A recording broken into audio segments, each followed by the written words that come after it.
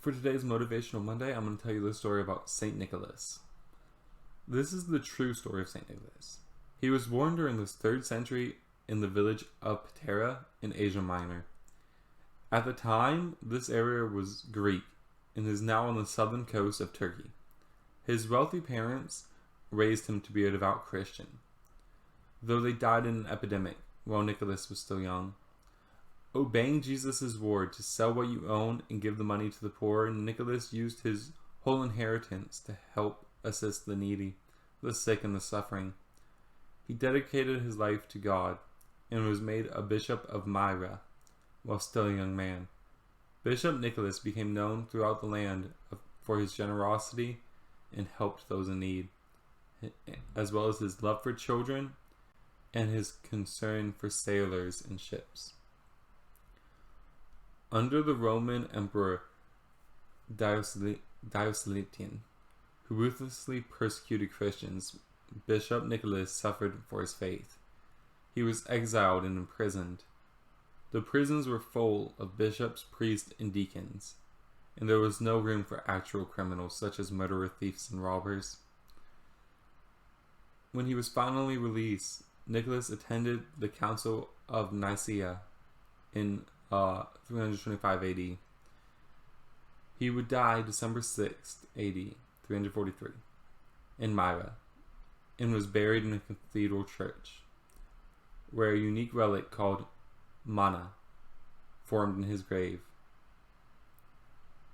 This liquid substance was said to have healing power and fostered the growth of devotion to Nicholas.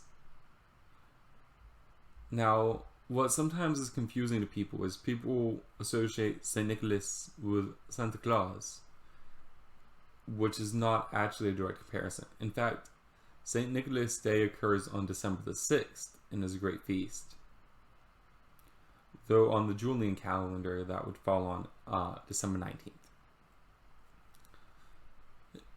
The legends of his deeds and his life actions have changed and shifted over the years, but some of the main ones are as follows. One story tells of a poor man with 3 daughters. In those days, a young woman's father had to offer prospective husbands something of value, a dowry. The larger the dowry, the better the chance that a young woman would find a husband. Without a dowry, a woman was unlikely to marry. This poor man's daughter, without dowries, was therefore destined to be sold into slavery. Mysteriously, on 3 different occasions, a bag of gold appeared in their home and provided the needed dowries. The bags of gold tossed through an open window are said to have landed in stockings or shoes left behind the fire to dry. This led to the custom of children hanging stockings or putting out shoes, eagerly awaiting gifts from St. Nicholas. Sometimes the story is told with gold balls instead of bags of gold. This is why 3 gold balls sometimes represent oranges, or one of those symbols for St. Nikolai, and St. Nicholas is a gift giver. This definitely contributed to the mistake between Santa Claus and St. Nicholas. But we'll talk more about the differences and such a little bit later. Another story of St. Nicholas as a protector of children takes place long after his death. The townspeople of Myra were celebrating the good saint on the eve of his feast day, when a band of Arab pirates from Crete came into the district. They stole treasures from the church of St. Nicholas to take away as booty. As they were leaving town, they snatched a young boy, Basilius, to make into a slave. The emir or ruler selected Basilius to be his personal cupbearer, as not knowing the language, Basilius would not understand what the king said to those around him. So for the next year, Basilius waited on the king, bringing him wine and beautiful golden cups. For Basilius' parents were devastated at the loss of their only child.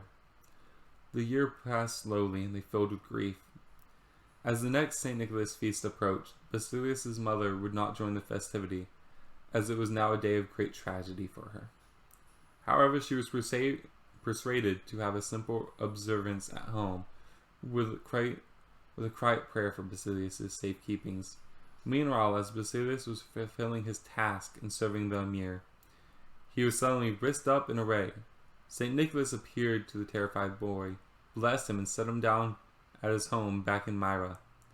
Imagine the joy and wonderment when Basilius amazed people and appeared before his parents, still holding the king's golden cup. This is the first story of St. Nikolai protecting children, which became his primary role in the rest.